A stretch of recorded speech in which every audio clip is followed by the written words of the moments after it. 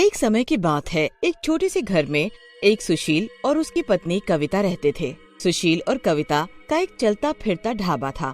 सुशील की पत्नी कविता बड़ा ही स्वादिष्ट खाना बनाती थी। जो उसके हाथ का खाना खाता था अपनी उंगलियां चाट लेता था। सुशील और कविता दोनों ही बड़े मेहनती थे और मिलजुल कर काम करते और अच्छे खासे पैसे कमा लेते थे। वो रोज सुबह 4 बजे उठ जाते थे और खाना बनाने में लग जाते थे और 8 बजे तक अपना चलता फिरता ढाबा लेकर निकल पड़ते थे। सब कुछ काफी अच्छे से चल रहा था। हमेशा की तरह एक दिन कविता सुबह उठकर अपना काम कर रही थी। सुशील उस दिन देर तक सो रहा था और कविता ने सोचा कि क्यों न वो अकेले ही सारा काम निपटा ले। कविता काम में लगी हुई थी कि एकदम से सिलेंडर खत्म हो गया। ओहो, ये सिलेंडर को भी अभी खत्म होना था। एक काम करती हूँ, इसे मैं खुद ही लगा लेती हूँ।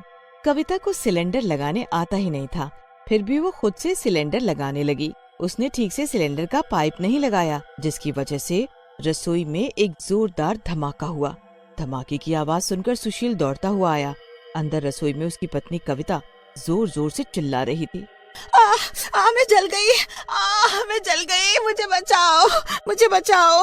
हे भगवान, ये क्या हो गया? सुशील जल्दी से पानी लेकर आया और कविता को बचाने की खूब कोशिश की, पर कविता बच नहीं पाई। सुशील की आंखों के सामने वो तड़प तड़प कर मर गई। सुशील बुरी तरह रोने लगा। सुशील के मरने के बाद मानो घर की रौनक ही चली गई थी। कुछ दिन तो सुशील के बड़े ही मुश्किलों से गुजरे। फिर सुशील ने सोचा कि वापस से अपना ढाबा लगाना शुरू कर दे। अकेले ये सब करना वैसे तो बड़ा मुश्किल था, पर उसके पास कोई चारा भी नहीं था। काश तुम होती कविता। हर वक्त हर काम में तुम्हारी कमी महसूस होती है। मैं कितनी भी कोशिश कर लूं, पर तुम जैसा खाना शायद कभी ना बना पाऊं। सुशील कविता को याद करते हुए अकेले रसोई में खाना बनाना शुरू कर देता है। जैसे तैसे बड़ी मेहनत से वो सब कुछ बनाकर तैयार कर लेता है। सब सामान लगाकर सुशील घर से निकल पड़ता है। उस दिन काफी घने बादल हो रखे थे, इसीलिए वो साथ में एक बड़ा सा छाता भी ले लेता है। आज का मौसम कुछ ठीक नहीं है, पर अब जब ये सामान बना ही लिया है तो बेचना भी पड़ेगा। वैसे ही इतने दिनों से एक पैसा घर में नहीं आया। सुशील रास्ते में ही होता है कि अचानक बारिश आना शुरू हो जाता है। सुशील जल्दी से छाता खोलता है और एक पेड़ के नीचे अपना चलता फिरता ढाबा खड़ा करके खुद भी खड़ा हो जाता है। सुशील अपनी किस्मत को कोस ही रहा था कि सामने से तेज पानी आता है। सुशील का ढाबा पानी में तैरने लगता है। सुशील खुद को बचाने के लिए पेड़ को पकड़ लेता है।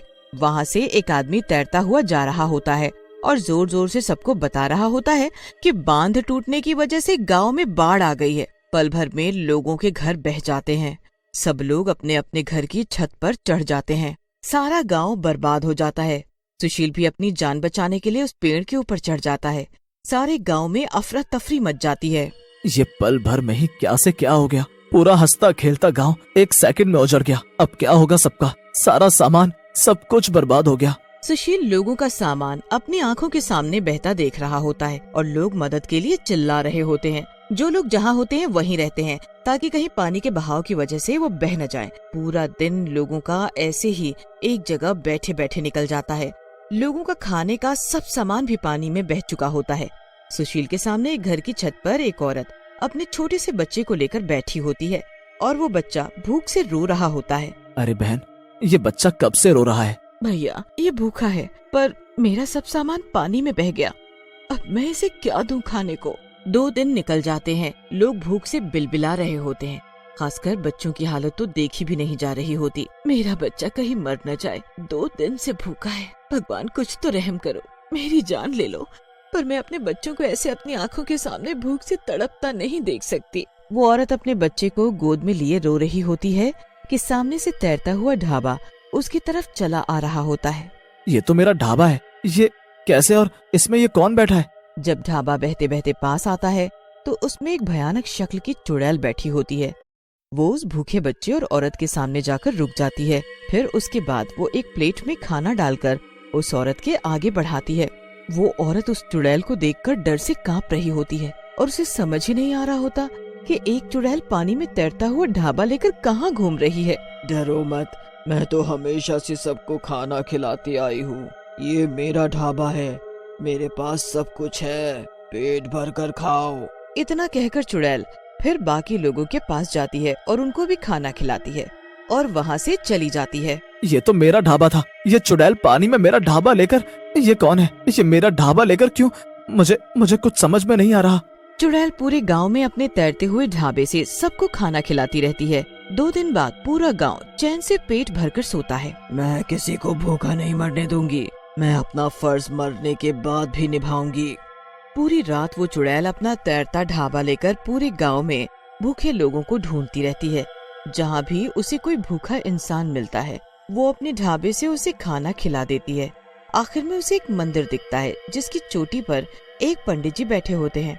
चुड़ैल डर की वजह से उन पंडित के पास नहीं जाती, पर तभी पंडित जी उसे बोलते हैं, कौन है तू? मरने के बाद भी लोगों को मदद कर रही है। आखिर तू एक चुड़ैल है तो फिर इतनी भलाई किस लिए?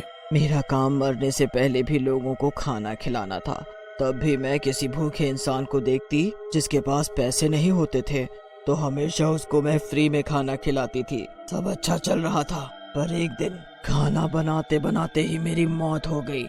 जो खाना मैंने बनाया वो कभी लोगों तक नहीं पहुंचा। आज मुझे मरे हुए 1 महीना हो गया है। ऐसी मौत के बाद मेरी आत्मा तो वैसे ही यहाँ से वहाँ भटक रही थी। जब मैंने देखा कि मेरे गांव में इतनी बड़ी मुसीबत आ गई है और लोगों के पास खाने को कुछ भी नहीं है तो मुझसे रहा नहीं गया। फिर मैंने अपने पति का ढाबा देखा जो पानी में तैर रहा था। शायद भगवान यही चाहते थे कि मैं लोगों की मदद करूं। बस मैंने वही किया। मैंने गांव के भूखे लोगों को खाना खिलाना शुरू किया और बस मेरी आत्मा को कहीं न कहीं सुकून मिल रहा है। तो क्या तुम नहीं चाहती कि तुमको मुक्ति भी मिले? नहीं पंडित जी, मेरी मुक्ति से अगर ये लोग भूखे रह गए तो मुझे नहीं चाहिए ऐसी मुक्ति। मैंने आज तक बहुत चुड़ैलों और भूतों के बारे में सुना, कितनों को मैंने मुक्ति भी दिलाई, पर आज जो मैं देख रहा हूँ वो मैंने पहले ना कभी देखा और ना सुना। समझ नहीं आ रहा कि भगवान से गलती हो गई या वो उन्होंने तुझे चुना लोगों की मदद के लिए। चुड़ैल पंडित जी को उसके बाद एक प्लेट खाना देकर वहाँ से चली जाती है। गांव की हालत 1 हफ्ते तक ऐसी की ऐसी ही रहती है। 1 हफ्ते वो चुड़ैल लोगों को अपने तैरते ढाबे से खाना खिलाकर उनका पेट भर रही होती है। हैरत की बात तो ये होती है कि उसके ढाबे का खाना खत्म ही नहीं हो रहा था। वो जितना भी लोगों को खाना खिला देती फिर भी सारे डब्बे खाने से भरे ही रहते थे। अब बस पूरे गांव में लोग उस चुड़ैल के तैरते हुए ढाबे पर ही निर्भर थे। उसके अलावा उनके पास खाने का कोई सामान नहीं था। इतने दिन वो चुड़ैल सबका ध्यान रखती है और फिर धीरे धीरे गांव से सारा पानी सूख जाता है। सब लोग सुरक्षित बच जाते हैं। सुशील पेड़ से उतरता और उसे सामने वही ढाबा दिखता है, पर वहाँ आसपास कोई चुड़ैल नहीं होती। पूरा गांव उस चुड़ैल को ढूंढता है, पर वो चुड़ैल किसी को कहीं नहीं दिखती। सुशील अपना ढाबा लेकर घर की तरफ जाने लगता है कि तभी उसको सामने वही पंडित जी दिखते हैं। अरे ये ढाबा तो उस चुड़ैल का था। हाँ पंडित जी, पर जाने वो अचानक कहाँ गायब हो गई। उसे मुक्ति मिल गई बेटा, इसलिए वो चली गई। उसकी आत्मा भूखे लोगों को ऐसे तड़पता हुआ देखकर भटक रही थी। उसने मुझे बताया था कि खाना बनाते हुए उसकी मौत हो गई थी और वो खाना कभी लोगों तक नहीं पहुंच पाया। क्या उसने ऐसा बताया आपको? हाँ, पर तुम क्यों चौंक रहे हो? क्योंकि मैं पहचान ही नहीं पाया कि वो मेरी पत्नी कविता थी। वो रोज मुझे खाना देकर जाती रही और मैं उसे पहचान न सका। अब तू दुखी मत हो, तुझे खुश होना चाहिए कि तेरी बीवी ने मरने के बाद भी लोगों की कितनी मदद की और अब उसकी आत्मा को मुक्ति मिल गई है। हाँ पंडित जी। सुशील अपनी पत्नी कविता के बारे में सोचते सोचते घर चला जाता है और बस अगले दिन से अपना ढाबा लगाना शुरू कर देता है।